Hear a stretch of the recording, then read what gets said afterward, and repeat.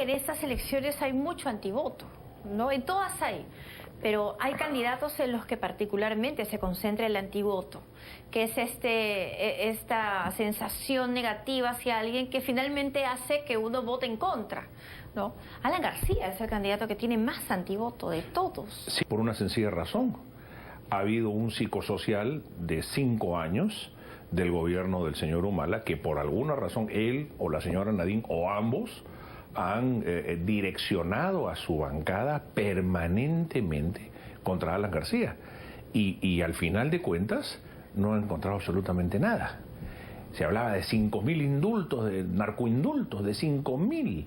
Al final, cuando esto ha ido al Poder Judicial, a la Fiscalía, se ha revisado en el Congreso, se ha revisado en la Comisión de Fiscalización, en la Comisión ad hoc, y al final de cuentas en el Pleno del Congreso, al final de cuentas eran dos casos por los que el señor Chinguel ha sido condenado, y todos los demás han sido casos bastante humanitarios, debidamente probados, que hasta una traquetera de Huánuco, que está en la lista de Verónica Mendoza, había sido indultado por el señor García, siendo una persona que tenía antecedentes además de haber militado en partidos de izquierda, radicales. Entonces, un indulto otorgado pues a una persona que en fin, por llevar 1 kilo de droga, no 1 kilo de droga, por llevar 200 gramos de droga, se le había condenado a 16 años de prisión, un poco exagerado también, ¿no? Entonces, esta persona indultada por García estaba en la lista de la señora Verónica Mendoza, que por supuesto ella por tener que lavarse la cara ha tenido que sacarla a la pobre mujer, ¿no? Pero, en fin, quiero decir... Bueno, que de pobre no tiene mucho tampoco. Bueno, sí, claro, en el sentido de que fue condenada, fue rehabilitada y ahora se supone que está llevando una vida honorable y ha querido postular al Congreso. Quiero decir, Mariela, es que ha habido un psicosocial de 5 años contra García, con la megacomisión, con todos los temas permanentemente de desafío y de ataque en que el mismo presidente y la señora Nadine se han ocupado de él. De manera que, claro, lógicamente, porque es un competidor político. Entonces, lo que aquí en el Perú distingue a esta democracia de tan baja intensidad es que precisamente cuando un régimen termina, el régimen que sigue se encarga de demolerlo. Un concepto absolutamente vacío de democracia, ¿no? Claro, pero digamos, algunos podrían decir que el PPC erró en su cálculo político, ¿no? Y se unió al que tenía más antivoto y ahora podría estar pagando las consecuencias teniendo muy poca aceptación en el electorado. ¿Les falló el cálculo? ¿Sienten eso? Esa reflexión que tú haces es muy interesante porque hay efectivamente un sector del PPC y seguramente del APRA también que piensa en ese sentido, ¿no es así? Pero lo real y lo concreto es que cuando nosotros hemos visto el panorama electoral del 2016 al 2021 en el Perú, hemos llegado conscientemente a esta realidad. O sea, hemos visto, primero nosotros teníamos un proyecto presidencial del partido, construido con alianzas y todo, y yo tenía el honor de encabezar ese proyecto presidencial. Pero finalmente por ¿El candidato serías tú? El candidato en ese entonces iba a ser yo, efectivamente. Pero en ese momento hubo temas internos, hubo competencias, se fueron dirimiendo en las instancias democráticamente, hubo empate, entonces tuvimos que ir a una definición y definimos por la alianza con el APRA. Conscientemente, porque veíamos que la elección del 2016, otra vez el país iba a poner en riesgo la democracia. ¿Qué quiero decir con esto? Esto es sumamente importante, que veíamos un candidato que tenía plata como cancha, pero que no tenía ninguna dotes para ser presidente del Perú. Y veíamos a un partido armado, caso de Alianza para el Progreso, sobre la base del dinero del candidato, comprando candidatos por todo el Perú y financiándoles las campañas. Esos candidatos con poderosos intereses o grupos económicos detrás. Y todo lo ¿Cómo que, cuáles? Como por ejemplo el señor Guzmán o el mismo señor Kuczynski. Y entonces lo que estábamos mirando... Pero ojo que con Kuczynski estuvieron ustedes en elecciones pasadas. Estuvimos nosotros, pero en condición diferente, porque hoy día el señor Kuczynski tiene un partido político propio, que es un partido de Periquito, Perico, Pedrito, Pedrón y Pedrolo, ¿no es cierto? O sea, un partido de gente que está pegada adentro con saliva. Pero ya, que pero no, los intereses económicos orgánico. no existían antes también. Bueno, no podrían existir porque el PPC era el aspecto predominante dentro de la Alianza por el Gran Cambio, ¿no es cierto? Hoy día no. Hoy día hay un partido que no tiene una consistencia real porque en sí mismo no es un partido, es una lista congresal, pero como partido nunca ha existido, hace 6 meses nada más. Y eso sí origina un problema de falta de control interórganos, de haber hecho una carrera partidaria, de saber quién es quién, porque esa es otra cosa que es característico de los partidos. En los partidos todo el mundo sabe quién es quién, y eso es sumamente importante. Si hay alguien que es pícaro, se le conoce en el camino, y eso es parte de la vida democrática partidaria. Bien, y bueno, y a los pícaros se les trata también un poco de sacar, ¿no? Sí, sí, claro, para eso el partido va filtrando. Lo que pasa es que ahora hay un sistema también bien complicado de democracia interna, porque cuando se hablaba de los electores en las elecciones internas. Ahora, ¿por qué no presentar un candidato propio? Yo veía el caso de Acción Popular, que es un partido, no sé si hermano, amigo, primo. Primo hermano. Primo hermano de ustedes, ¿no? Como también lo es el APRA, ¿no? El APRA es un partido bastante cercano en la historia, no en la ideología, pero sí en la historia, al PPC. Recordemos que el debate ideológico del siglo XX, que se inicia en los años 20, 1920 y siguientes, empieza entre Víctor Andrés Belaúnde y Víctor Raúl Haya de la Torre, socialcristianos y apristas. Y a ese debate se suma Mariátegui, José Carlos Mariátegui, que son las 3 corrientes que persisten hasta el día de hoy, ¿no?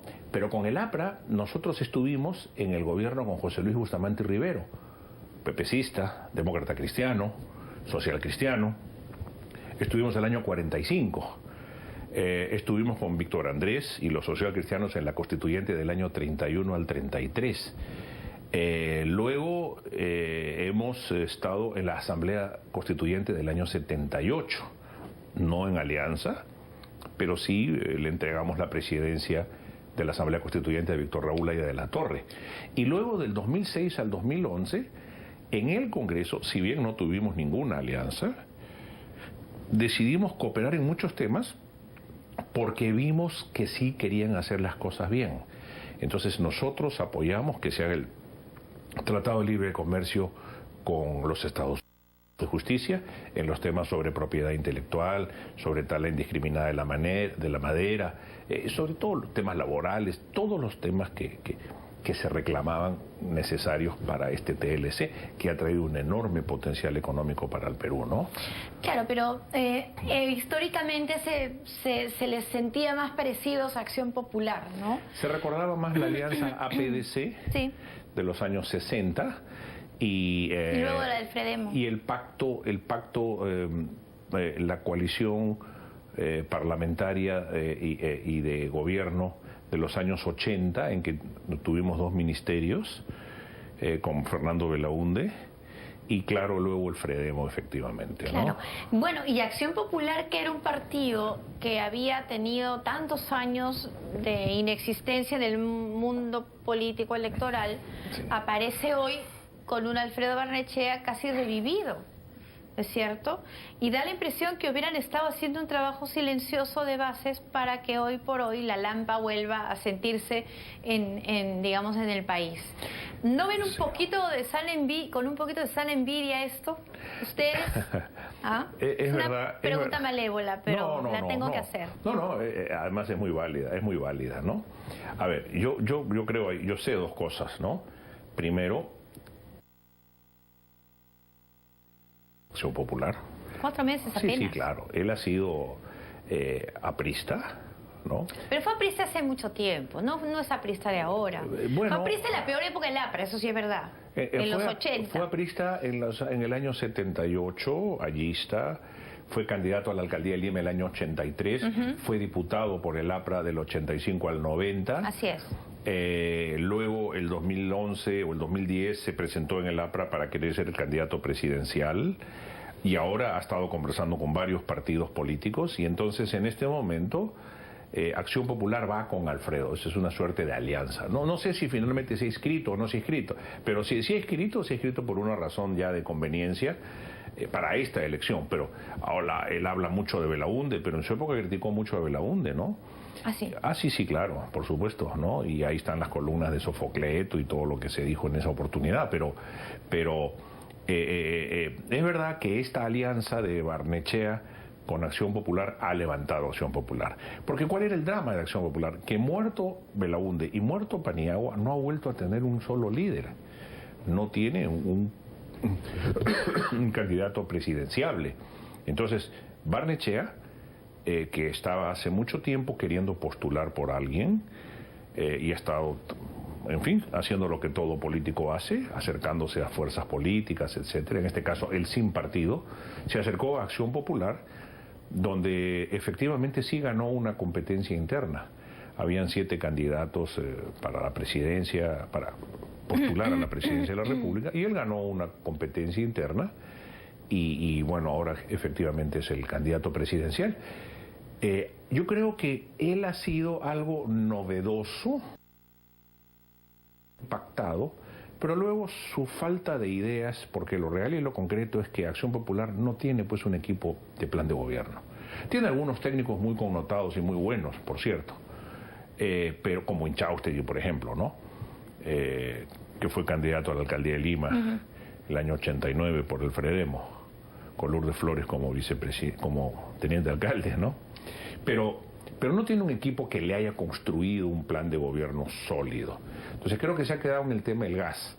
Y luego, características de su personalidad, que yo no las critico, simplemente las comento como han venido, le han ocasionado que ahora esté decaída en las encuestas. Pero en todo caso, yo creo que efectivamente esto le ha hecho a Acción Popular una cierta revitalización. Pero en el caso del PPC... Finalmente el partido es el que gana, ¿no? Sí, tal vez Barnechea pierda, pero el partido de Acción Popular va a ganar. Depende, por menos presencia, curules. Sin lugar a dudas, y van a mantenerse, digamos, en vigencia, ¿no? ¿Y cuál sería el paralelo con el PPC? Bueno, el PPC sí podríamos decir que tenía candidatos. Sí, el PPC tenía candidatos, pero no se dieron por circunstancias de democracia interna. No había armonía. No había acuerdo, no había acuerdo. Hubo una suerte de empate, digamos, por decirlo de una manera. Y finalmente lo que hubo fue un análisis crítico de lo que se venía después de 5 años en que la economía ha estado parada y en que se necesitaba relanzar el país. Entonces, y sobre todo la posibilidad de que con un gobierno improvisado el vacío de poder esté a la vuelta de la esquina, la anarquía, la inseguridad ciudadana total, la pérdida de inversiones, como va a suceder si Verónica Mendoza sigue creciendo. Ya hoy en día hay muchas inversiones paradas y muchas en reconsideración precisamente por el relanzamiento de la candidatura de Verónica Mendoza, que representa en sí mismo una amenaza para la prosperidad del país, ¿no? Ustedes lo ven así, como una amenaza abierta. Sin lugar a dudas. La aplicación de las fórmulas que está proponiendo Verónica son jurásicas, ¿no? Que no se explote la minería, ¿no? Entonces que la roca se quede en el cerro, ¿no? Entonces, ¿que se quede en el cerro para qué? Para que dentro de 25 años que no hemos aprovechado estos recursos para construir nuestras carreteras, nuestros hospitales, nuestra infraestructura, nuestros parques industriales, la energía que necesitamos para mover las industrias, para que esa roca dentro de 25 años no vale nada porque ya hay un sustituto del cobre, como lo hubo del guano, como lo hubo del caucho, del salitre, etcétera, etcétera. O sea, este es el momento en que el Perú tiene que aprovechar sus recursos naturales para precisamente hacer lo que se hizo en la época de García, ¿no? Elevar el nivel de vida de la clase media y de acuerdo a eso multiplicar los componentes del Producto Bruto Interno del país. Mariela, la minería solo significa el 13% del Producto Bruto Interno del país. O sea, se habla y Verónica se llena la boca y Santos se llena la boca y el cura Arana se llena, somos un país monoproductor. No, señor. La minería solo es el 13% del producto total del país. O sea, 27.000 millones corresponden a la minería. Todo el resto son servicios, agricultura, agroindustria, etcétera, etcétera, etcétera. O sea, cuando se habla de diversificación, no estamos diciendo las cosas como son, entonces. No estamos diciendo la verdad. Estamos vendiendo el mensaje del ambientalismo radical, que es aquel mensaje con el cual la izquierda se ha reciclado, ¿no? Ahora, frente a la izquierda que busca reciclarse con Verónica Mendoza, podríamos poner a Keiko Fujimori, porque claro, si la tendencia se mantiene y si se presentaran a una segunda vuelta Keiko Fujimori y Verónica Mendoza, ¿cuál sería la candidata a la que apoyaría la coalición APRA-PPC? No, ese escenario no existe. Sí existe. Nosotros vamos a estar en segunda vuelta. Eso no va a pasar. Es muy probable que eso no ocurra. Podemos apostar un chifa, Mariel. Podemos apostar un chifa.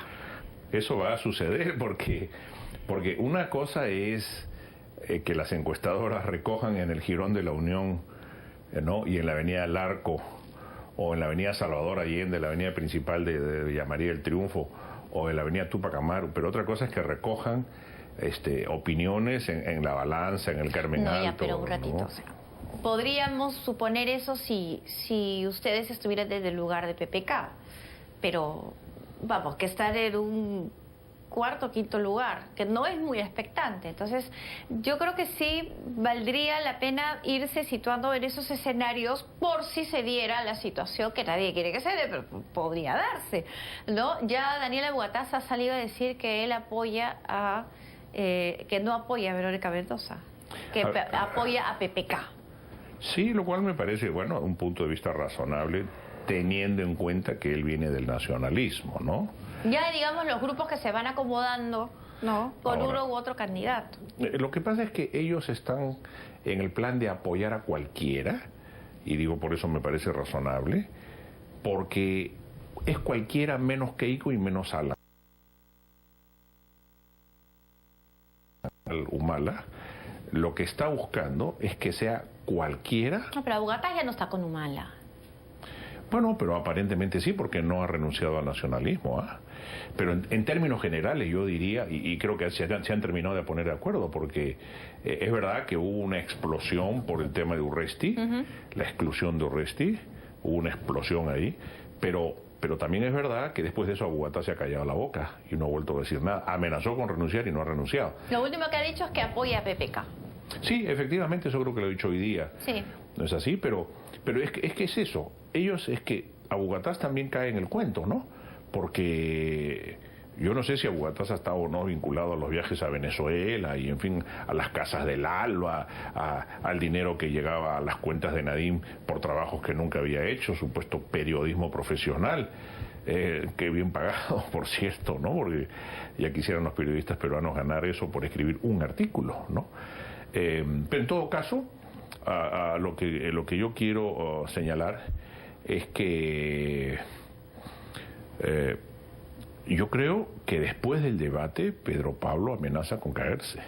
¿Por qué? Porque he visto muy pobre su participación en el debate. Muy leída tal vez, ¿no? Muy leída, quizás, con pocas ideas impactantes. Poco emocionante, ¿no? Poco emocionante. No. Pero ella estuvo mejor, ¿ah? Digamos, estuvo en cuestión de dirigirse al público y de articular un lenguaje, estuvo mejor que PPK. Estuvo mejor Más que allá PPK. de que estemos a favor o no con su esposo. Estuvo sin lugar a dudas mejor, con ella es una, digamos, personalidad interesante, Sí. ¿no? El problema es todo lo que tiene atrás, ¿no? Tiene pues una carga inmensa y ella es una persona que tras esa aparente frescura tiene pues una carga ideológica muy fuerte. Veamos las imágenes en la celebración de Vanguardia Revolucionaria, ¿no? O sea, ella es muy, muy de izquierda. Ahí está el cura Arana en su lista, primer vicepresidente, que ha dicho que va a reducir la minería al mínimo indispensable. O sea, van a perder su trabajo 100.000 peruanos, directos. Bueno, pero ya se sabía que había un porcentaje fuerte de la población peruana que quería votar por lo propuesto por Humala en el 2011 antes de la hoja de ruta. Y claro, esa gente se sentía traicionada porque habían votado por la gran transformación y finalmente les habían dado la vuelta al plan. Sí, y ese bolsón de votos de gente descontenta, un poco antisistema, un poco resentida, un poco antiestado, antigobierno, anti-statu quo, permanece en el Perú. Sí. No se ha ido. Pero es verdad. Y los partidos actuales no saben interpretar eso que la gente siente y reclama. Pero a ver, yo lo pondría, el análisis, yo creo que es correcto el análisis que tú haces, pero hay que agregar un ingrediente más. Cuando terminó el gobierno de Alan García, 7-8% al año. La clase media había crecido al 70%. La pobreza se había bajado en 25-26%. El Perú era un país en ese momento sumamente emprendedor y la pobreza estaba a punto de ser erradicada si se hacían las cosas bien. 5 años más.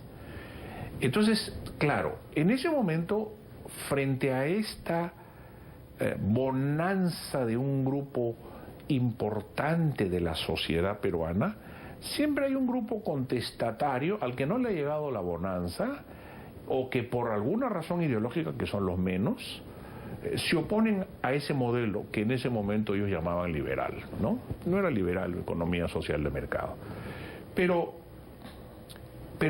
después de 5 años en que el aparato económico se ha parado y que hemos estado creciendo a tasas del 2%, con la consiguiente pérdida de puestos de trabajo, y además el consiguiente susto para miles o millones de peruanos que han comprado su departamento, su coche, han puesto su negocio, etcétera, etcétera, etcétera. Yo creo que hoy en día una posición de izquierda así no se justifica, porque más bien lo que deberían estar pensando es, oye, ¿sabes qué? Tenemos que regresar a lo que fue el modelo con Alan. Humala no ha sido pues ni chus ni mus. Ha sido una mezcla extraña de un presidente un poco psicópata, ¿no? Que no ha sabido qué cosa hacer, porque una parte de su cerebro decía una cosa y la otra parte del cerebro decía otra. Esa es la parte bien ideologizada de la izquierda. En eso sí tienes toda la razón. Pero esa parte es minoritaria, no es 17% que tiene Mendoza. Yo creo que el 17% que tiene Mendoza, hay muchísima gente que no sabe ni siquiera por lo que está votando. Mejor dicho, no ha reflexionado. Como ella es una persona, es una dama atractiva, modosita, tiene un atractivo femenino como lo tienen las damas en general, y ella ha incursionado en política, tiene formación política, es muy hábil porque además sabe tamizar perfectamente bien lo que va a decir. Algunas cosas ya las ha tenido que ir soltando, como por ejemplo con Ganovati y a María Nová, porque las hemos ido forzando a que se vaya pronunciando sobre los temas de fondo. Pero si nosotros no la obligamos a pronunciarse, ella se va a ir a quedar callada en todos los idiomas. También hemos forzado a que el cura Arana salga a dar la cara. Yo tuve un debate con él en la radio y le dije, por fin le han dado permiso para que usted dé la cara, porque yo venía diciendo que lo estaban ocultando, y efectivamente lo estaban ocultando para que esta personalidad digamos, edulcorante de Verónica lo va a hacer. Entonces, pero esta semana es decisiva. Esta semana es decisiva y con el debate creo que se han puesto muchas cartas sobre la mesa y el peruano que se desee informar, pues ahí están las cosas sobre la mesa. Muy bien, Raúl Castro. ¿Y cuáles son sus propuestas para el Congreso de llegar a él? Gracias.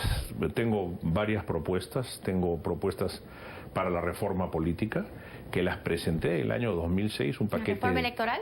Reforma electoral. La reforma política comprende la modificación de la ley de partidos, la eliminación del voto preferencial, la restitución de la bicameralidad, la reforma de la legislación propiamente electoral, la modificación de la ley orgánica del Jurado Nacional de Elecciones, etcétera, etcétera, etcétera. Hay un paquete de normas que además nosotros veníamos diciendo de alguna manera premonitoriamente que iba a suceder lo que está sucediendo. Parte de lo que está sucediendo ahora con el sistema, con la campaña electoral loca que tenemos hoy, es responsabilidad del Congreso. Sin lugar a dudas, a una falta de visión y de claridad por haber hecho un Congreso lleno de personajes nuevos, donde ninguno ha vivido, pues no tiene, para legislar en materia electoral tienes que tener por lo menos 10 o 20 años de experiencia en elecciones. La pregunta es si este nuevo Congreso podrá hacerlo. Dios quiera que entren personas que tengan la madurez suficiente para conducir a los nuevos congresistas. Luego tengo reformas en la Administración de Justicia, propuestas para la Administración de Justicia.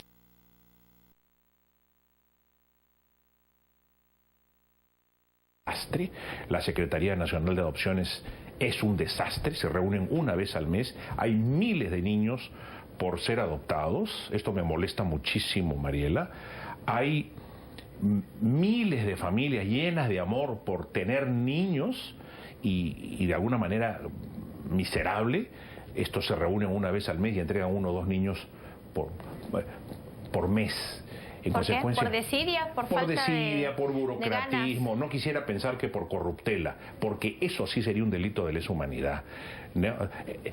Ponerle trabas a los padres, hacerle las cosas difíciles para que de alguna manera se sugieran y no entregar a estos niños que necesitan del calor, del cariño y de la protección de una familia, creo que es una cosa que es impensable de repetir, que aquí puede haber corruptelas, ¿no? El tema de la adopción, el tema de la tuberculosis. En el Perú hay 31.000 tuberculosos nuevos por año, ¿no? De los cuales 28.000 son tuberculosos que pueden ser curados con la medicamentación, si es que la cumplen.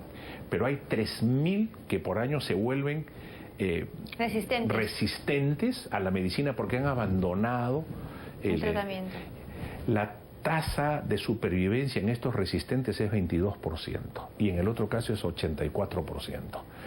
Antes había en el Perú sanatorios donde tú internabas a los tuberculosos por lo menos en un lapso de 45 a 60 días, donde los obligabas a tomar su medicina, les dabas buena alimentación y ya salían con un tratamiento ambulatorio, pero ya no eran contagiosos.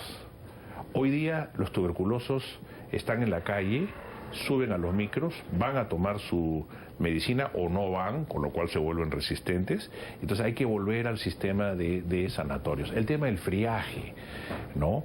Estamos planteando la creación de un organismo de previsión y emergencia al cambio climático, porque todos los años venimos a encontrarnos con los temas del friaje. Entonces hay que trabajar en eso.